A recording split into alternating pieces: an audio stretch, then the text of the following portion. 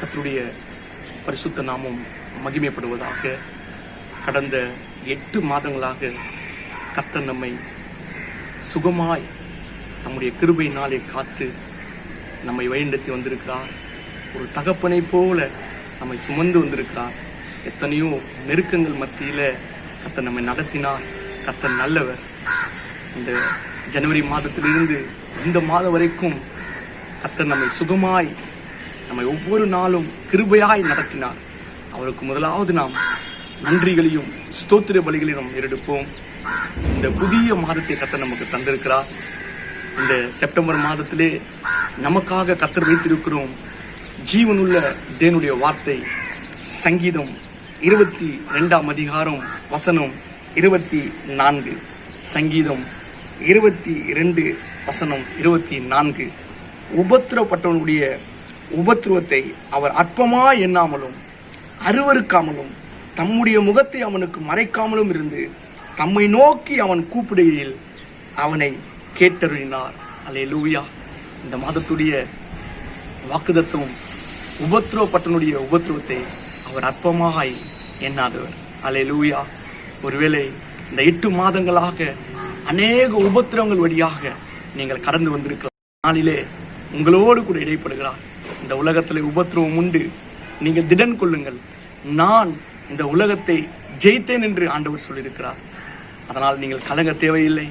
உங்களுடைய உபத்திரவங்கள் எல்லாவற்றையும் கர்த்தர் ஒருவர் பார்க்கிறார்.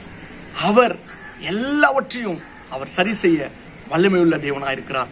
அதே சங்கீதத்திலே வசனம் சொல்கிறது, 6ஆம் வசனம் 7ஆம் வசனம் 8ஆம் வசனம் இப்படியாய் சொல்கிறது, நானோ ஒரு புழு, மனுஷன் அல்ல, மனுஷனால் நிந்திக்கப்பட்டும் ஜனங்களால் அவமதிக்கப்பட்டும் இருக்கிறேன்.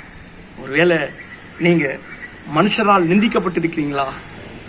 ஜனங்கள்னால அவமதிக்கப்பட்டிருக்கீங்களா? கர்த்தர் சொல்றாரு, உங்க உபத்திரவத்தை நான் பார்க்கிறேமா, நீங்க கவலைப்படாத, உங்க உபத்திரவத்தை நான் பார்க்கிறேன், உன் நிந்தையை நான் நீக்குவேன். அடுத்த வசனம் சொல்கிறது, என்னை பார்க்கிறவங்க எல்லாரும் என்னை பரியாசம் பண்ணி உதட்டை பிதுக்கி தலையை துலுக்கி, நம்மை பார்க்கிறவர்கள் எல்லாரும் நம்மை பரியாசம் பண்ணுகிற அளவுக்கு நம்முடைய வாழ்க்கை இருக்கலாம். அந்த ஆண்டவர் சொல்லுகிறார், நான் உன் உபத்திரவத்தை மாற்றுவேன் என்று. கர்த்தர் மேல் நம்பிக்கையா இருந்தானே, அவர் இவனை விடுவிக்கட்டும் என்று, இவன் மேல் பிரியமா இருக்கிறாரோ இப்போது இவனை மீட்டுவிடும் என்று அநேக நம்மை சொல்வது உண்டு.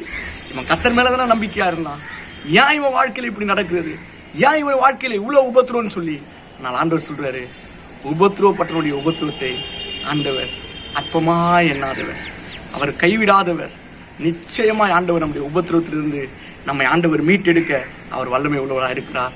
சங்கீதக்காரர் அந்த 9ஆம் வசனத்தில் இப்படியாய் சொல்கிறார், நீரே என்னை கர்ப்பத்திலிருந்து எடுத்தவர், நம்மை கர்ப்பத்திலிருந்து எடுத்தவர் அவரே. என் தாயின் மூளைப்பாலை நான் உண்கையில் என்னை உங்களுடைய பேரில் நம்பிக்கையாக இருக்க பண்ணினார். அல்லேலூயா. கர்ப்பத்திலிருந்து வெளிப்பட்ட போதே உமது சார்பில் நான் விழுந்தேன். என் தாயின் வீட்டிலிருந்து இருந்தது முதல் நீரே என் தேவனாக இருக்கிறேன். தாயின் வயிற்றில் இருந்தது முதல் அவரே நம்முடைய தேவனாக இருக்கிறார். நம்மை ஒருபோதும் ஆண்டவர் நம்மை கைவிடுவதில்லை.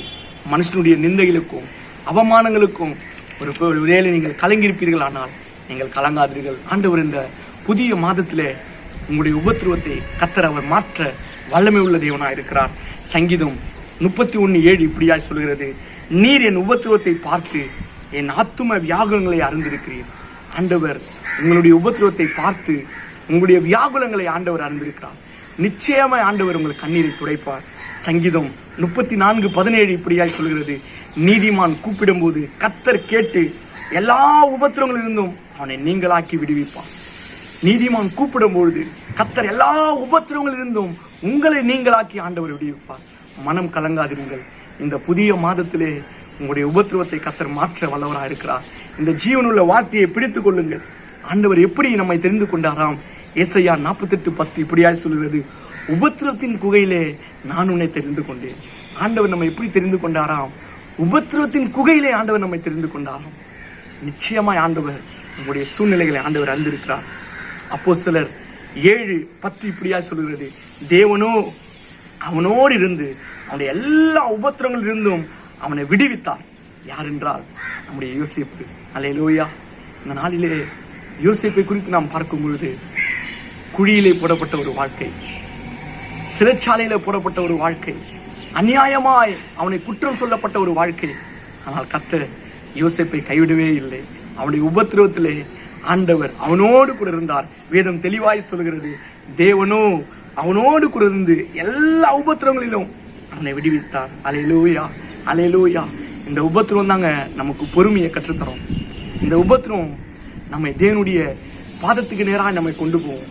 ஒருவேளை நீங்க நினைக்கலாம், ஆண்டவரே ஏன் ஆண்டவரே இந்த உபத்திரத்தின் வழியா என்னை கொண்டு போகிறீர்? ஏன் ஆண்டவரே இந்த நெருக்கத்தின் வழியா என்னை கொண்டு போகிறீர்? ஏன் ஆண்டவரே இந்த கலக்கத்தின் வழியா என்னை கொண்டு போகிறீர்? நிச்சயமா இல்லை சகோதரரே, சகோதரிகளே. ஆண்டவர் நம்முடைய உபத்திரவத்தை அவர் அற்பமா எண்ணாதவர்.